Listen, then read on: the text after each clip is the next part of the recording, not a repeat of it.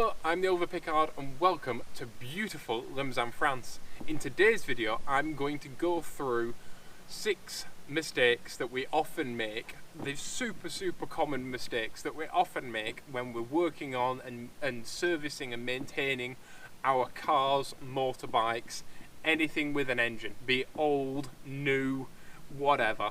If it has an engine, somebody has made the mistake on it. I've made some of the mistakes on this list, and this list, if I go through this list and you've made every single one of these mistakes and you didn't know, don't feel bad about it. I'm not here to belittle anybody. I'm not here to make anyone feel bad. No one should ever make you feel bad for not knowing something, and I'm here to literally educate and make sure that we all have a better automotive experience and we can all enjoy working on our cars and learning about our cars and learning to work on our cars. So without further ado, on to the first thing. The first thing is taking spark plugs out of a hot engine. Never do it. It's really tempting and it's always in a panic as well.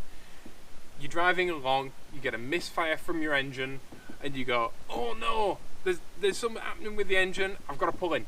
So you pull in and you go to whip a spark plug out the engine to test you've still got a spark. Don't do it, because what will happen is the head of the engine, doesn't matter whether it's aluminium or cast iron, the head swells up, basically expands when, expands is the correct term, when it's hot. Everything expands when it's hot, your entire engine expands when it's hot. The problem with the spark plugs and the spark plug holes is that when it expands, it actually grips the spark plug. And so your spark plug hole is actually slightly smaller when it's hot than when it's cold. And so you're actually pulling the spark plug out and it's ripping the thread out of the head. One of the most common problems with 2CVs is destroyed spark plugs, a knackered thread basically in your head from people either over tightening spark plugs. That's what usually gets blamed for it. Oh, you over tightened your spark plugs. But I guarantee that before they over tightened the spark plug, they took the spark plugs out of a hot engine. It's something you should simply never ever do. Wait 10-15 minutes, let the engine cool down completely. Aluminium engines cool down a lot faster than cast iron engines, so you'll be waiting less time. But if you have a cast iron engine, it's exactly the same thing. Just don't do it. Wait for it to cool down and then take them out properly, and you will never knacker a thread on a head. You don't need to gorilla up spark plugs. As long as you crush that little circular washer, that's it. And it's just tight enough, and you don't need to go crazy on them, right? That's what a spark plug tool is designed for. It's designed to tighten that spark plug to the correct torque. You can use a torque wrench if you really want, but you don't need to. Just be careful. But like I say, I guarantee that every single person that's ever stripped a thread on a spark plug hole in a head first or previously has, or someone else has, taken a spark plug out while that head was hot, and it weakens the thread, and then it's really easy to over tighten it. Once it's been weakened, because it thins out that thread, it's really easy to over tighten it and break it. The second thing on this list is not covering voids. Now this sounds like a really odd thing, but it's completely true. While working on your engine, even if you take the air filter off, which air filter, changing an air filter, it's something a child can do. It's something we all can do, and it's one of the really easy jobs that almost anybody can do, and it's a really good way to get to know your car. If you're just learning to work on your car, if you were never taught to work on your car and you're learning as an adult, sorting out your tyres, doing your air pressure in your tyres, looking after your tyres, I've already done a video about that. There'll be a link about that video at the end of this one. But if you're just learning to work on your car, changing your air filter, learning to service your car, it's a great thing. But if you have a top loading air filter like many American cars have, and you take the nut off and then you take the lid and the air filter out, that is then a void. It's a void that runs into your carburetor. What you should do is you should get a rag, a clean a clean, lint-free, a clean, like that's not full of threads or fluff rag, and you should place it over the top of your carburetor. And then that way, or even just shove it in a little bit, gently. You don't have to go crazy. All it's there to do is, while you're doing other stuff, it's there to stop you dropping the nut from the top of your air filter into your carburetor and into your intake manifold and potentially into your engine. Whenever you're doing anything, and it's something that loads and loads of people do, people take the head off their engine, and you've got your pistons, and people leave that completely uncovered, and you get grit and dust and fluff and stuff on that cylinder liner, and then when you start that engine up, all that, it just turns into grinding paste. The worst thing that could happen possibly is you can drop a nut or a bolt into your engine. It can go right the way down into your engine, and you'll never ever get it out unless you take your engine apart, and that nut or bolt can completely destroy your engine. So it's a massively important thing, and it's super easy to cure. It's super easy to stop happening. All you have to do is get a lint-free rag, a fluff-free rag, and just place it in that void, and it will stop anything falling in there, or just cover it up. The next thing on the list is not replacing gaskets, seals, and rubber components while you work on your car. So for example, the other day I had a comment from a lovely young chap who just didn't know, and he says to me, when you replace your tyres by hand, which is something that I've done a video on previously, can you do it with tubeless tyres? And I'm like, yeah, of course you can do it with tubeless tyres. It's actually easier to do it with tubeless tyres than tube tyres. And he says, right, every time you replace your tyres, do you need to replace your valve? And I said to him, yes. And the reason is, whether the valve needs replacing or not, the valve is 50 cents. And the tyre, if it's a Michelin X like this, it's €100. And the last thing that you want to do is, tomorrow, go out in your car, after replacing your tyre but not your valve fail, you have a puncture, your car drops onto the tyre, and it knackers the rim of the wheel and rips your tyre to bits. Because it can rip the tyre off the rim if you have a really bad puncture, you're on the motorway or something like that. So you've ruined a wheel and €100 tyre, all because you didn't replace a 50-cent valve. Whenever you're taking anything apart on your car, it's really important to remember that if there's a little rubber O-ring, always replace that O-ring. When I did a video about setting the tappets on my engine, I always replace the oh my goodness, I've only got the French word in my head now, the cache-combuteur, the rocker cover gasket on whenever I do it. And the reason is, a rocker cover gasket is super cheap, it's €2. But the worst thing in the world is taking everything. It's not the worst thing in the world, but it's a pain in the backside. Taking everything apart, you do your job, you put all your car back together again, and then you go for a drive the next day and it leaks oil. It's so annoying, and there's no need for it. And because every time you tighten something onto a gasket, it makes that gasket thinner. That gasket's there to be crushed. That's what it's designed to do. Any little oil, little rubber oil seals or anything like that, they're designed to get squished, and over time they dry out and they do get perished. Some shrink, some expand, but either way they're not the size they were before. So when you do anything, just make sure that you swap any little oil seals, any little O-rings, anything like that. The reason is, the next day you don't want to go out and have a bigger mechanical problem than you had yesterday when you spent all day fixing your car. You don't want to have to do it again. So while you're in there, if you take your intake manifold off, change your intake manifold gasket. They're not expensive. You can get a full gasket set. That's the best way to buy them. Then you have everything in stock in your garage. And as you go through things, just replace gaskets and it gives you the peace of mind that everything's new.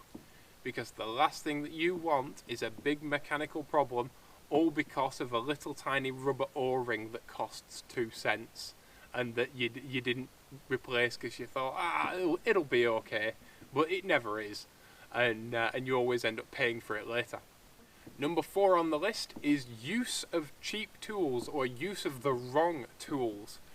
Now, I'm a big believer in the fact that you don't need to spend all the money in the world on tools. You don't. You don't need super expensive tools. You know, ratchet ring spanners are a really cool thing, and I'm not going to lie and say that I don't have a load of ratchet ring spanners, because I do. But a socket set, a good quality socket set, is vital. You need a good quality socket set, you need a good quality set of spanners. They don't need to cost you the earth, but you do need a good quality set. Now, never ever use a multi-hex spanner, which is one that has a million teeth in it, when you can use a socket, because a full hexagon socket on a ratchet is much better undoing a bolt than a multi-hex, you know, a cheap multi-hex spanner. A multi-hex spanner is designed to get into places where you can't easily get to. The same with an open-ended spanner. But you should never use either of those when you can get in with a socket. And the reason is that it may undo the bolt sufficiently, but it's not supporting that nut or that bolt while you undo it. So your chances of damaging the head of the nut or bolt, even, you know, scratching it, over time, it leaves it open to rust, but over time it can actually round off the edges of that, especially an adjustable spanner is really bad for that. And over time it can wear off the edges of the bolt, and one day you come to undo something, or the next time you come to take something apart and you can no longer do it because it rounded off the bolt and you're knackered now. And it takes you 3 hours to undo one bolt, and it's all because last time you didn't use the proper tool. We all do things in a rush, we all do things in haste, we all do things, you know, by the side of a road or whatever, but I'm here to try and help you so that you don't end up on the side of a road. And one of the best ways you can do that is by using good quality tools that aren't damaged. You know, simple things like using the correct size screwdriver for that screw. So if you've got, like, everything on Jolene's a flathead screw, so if you use the correct thickness flathead screwdriver and the correct size flathead screwdriver for each screw, it's not going to put two dints in it when you tighten it up, and it's not going to put two dints the other way when you loosen it, and that gap isn't going to get wider and wider and wider every time you have to adjust anything. So simply using the correct tools that are in really good condition can stop nuts and bolts getting burred up and knackered, and it can even stop you breaking heads off bolts. If you use a really good quality full hex socket on a nut, it'll support that nut all the way around, and it can allow you to undo the nut without putting undue torque on the nut and actually snapping the head off it. So even that, using the proper tool, can stop you snapping heads off nuts and things like that, trying to undo things, and it can actually save you hours of work. You know, there's always one nut that doesn't want to come undone, there isn't there? You know, if you have 16 nuts, you'll have 15 that'll come off beautifully, and that last one won't want to come off. But always make sure you use a full hex spanner or a full hex socket on that nut, because otherwise your chances of kind of even rounding it off so that you can't get it off, you know, owners of classic cars, we've all reached a bolt that's been completely knackered and rounded off and cursed the last person that worked on the car. We've all been there, and it's easily avoidable by just using good tools. But thankfully good tools, like I said, don't need to cost us the earth, and even good quality second hand tools, absolutely worth their weight in gold. The next thing on our list, number 5, is something that I'm really guilty of, and it's something that I've had to learn the hard way, and it's taken me a lot of years to learn the hard way, and that is never work on your car when you're in a rush. Never start a 3-hour job when you've got to be somewhere in 2 hours, ever, right? Never work on your car when you're exhausted, when you're tired and you're frustrated and things aren't going right. The hardest thing is to step away And thankfully I have a wonderful family that come to me and go, come on Oliver, it's time to step away now. But I've had to learn over the years that it's the one way to screw up massively.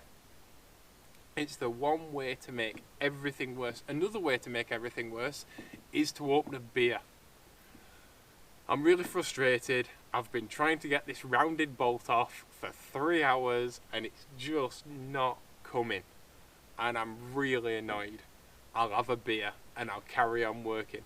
It's the one way to not put a nice clean rag in a void and forget to do it and drop a nut in somewhere. It's the one way to screw up massively. And I guarantee that if you work on your car in a rush, if you work on your car when you don't have to be physically exhausted, but just mentally and emotionally exhausted and frustrated. You know, there's nothing more frustrating on this earth, especially for me, when you're working on your pride and joy and it's just not happening, and you just want it to work and you want it to be right and you want to go and take it for a drive and you can't. The best thing that you can do is take that beer, step away, close the garage door, go sit down, watch some good YouTube videos that cheer you up, whatever that may be, whether it's one of my videos, whether it's a cat video or whatever. Watch happy, positive things, go to bed, get some sleep, you know, have something to eat, get some sleep, and go back to it the next day with fresh eyes, because I guarantee the next day it'll take you 2 minutes and it'll be done. I've even had to learn that with YouTube videos. I'm working at the same time that I'm doing YouTube. I'm working on my house, and it's very physical and it's very mentally demanding and physically demanding. And there are days when I really need to get videos done. But I've learned over time that if I make a video when I'm exhausted, I film for twice as long as I do if I make a video when I'm really happy, I'm in a good mood, you know, it's earlier in the day, and I can mentally think and I can mentally process, and then that video flies along. It takes half as much time in editing, it takes half as much time to film, and I actually end up with a better video that I enjoy making, and I'm happier with it, and I'm happier when I put it out there into the world, to the point where I no longer film when I'm tired. I no longer film when I'm in a bad mood. I no longer, you know, I step away and I leave it, and it's difficult to leave it because you feel like you should get it done, but it's literally the worst possible thing that you can do, because you always end up in a mess. You know, like I said, starting a 3-hour job when you've got 2 hours to get somewhere, worst thing that you can do. Leave it, go back to it another time. The sixth and final thing is to always disconnect your battery when you're working on a classic car or a classic motorcycle or boat or anything. I know on certain modern cars, if you disconnect the battery, the ECU can freak out and it has to be reset. It's a silly design flaw that shouldn't be happening in 2019, but it does exist on certain modern cars. So if you've got a modern car, check. However, all classic cars, rule of thumb, always disconnect the battery. And the reason is, for instance, Jolene, the positive on the battery runs straight to the starter motor, and there is nothing in between the battery and the starter motor terminal. So if I drop a spanner on that terminal and onto the engine, that then runs to earth, so it can electrocute me. And the last thing you want to do is bump into that terminal with anything and you end up as the ground. Jolene's 6 volts, which in theory would be safer, but 2CVs don't have fuses, so you get the full force of all that amperage tries to empty itself through your body. It can give you a heart attack, you can end up in a right mess. The last thing that you want to do is blow something electronic or electrical in your car by doing it, short something out, you know, blow fuses, blow bulbs, all that kind of thing, and even worse than that, electrocute yourself, because a 12-volt battery can give you one hell of a kick. And I've worked on vintage boats that use a 24-volt system, and Maharis also use a 24-volt system. And if, I mean, you know, you've got big storage batteries like this, and you might have 6 or 8 old daisy chained together, and my god, you don't want to end up with all that flowing through your body. It's a really good way to break something in your car that's electronic. It's a really good way to break something electrical, to short something out, to flipping short, short a wire or short a fuse. But it's even worse for your body. So whatever you do, always disconnect your battery. It's definitely a rule of thumb. So thank you for watching this video. If you've done one of these things wrong in the past and you have a really good story that you'd like to share with us all, please feel free to. I've snapped bolts off. I've pretty much done everything wrong that you can do when I was young and I was learning. But please feel free to share your stories. I always pick my favourite comments every single week and I post them up on Twitter for everybody to read, because like when someone has a really good question that really makes you think, or when someone has a really good story, it's really nice. I really enjoy sharing that with everybody and giving attention to really positive commenters. There's a lot of negativity out there on the internet. There's a lot of people who spend all their time worrying and stressing out about negative comments, and I like to give my attention and give my effort to the positive people. And I don't get negative comments on my videos, so it works because positive people are awesome, and I want to bring more positive to the internet, and you help to do that. If you want to see more videos like this, and I upload twice a week, simply head down there and click subscribe. It doesn't make me make more than 2 videos a week, but it will make sure that you end up with 2 of my videos a week in your subscription box. If you want a notification when I upload my videos, there's a little bell icon next to subscribe. If you have a friend who may find this video funny, entertaining, or otherwise, feel free to share it. There's a little arrow that's under subscribe, and you hover over it and click it, and it lets you share on all your social medias, so you can share it on your social media of choice. It lets you copy a shorter link, so if you email people and that kind of thing, you can send it that way. So yeah, thank you all for watching. Please be awesome to each other, and I'll see you all in the next video. Bye bye.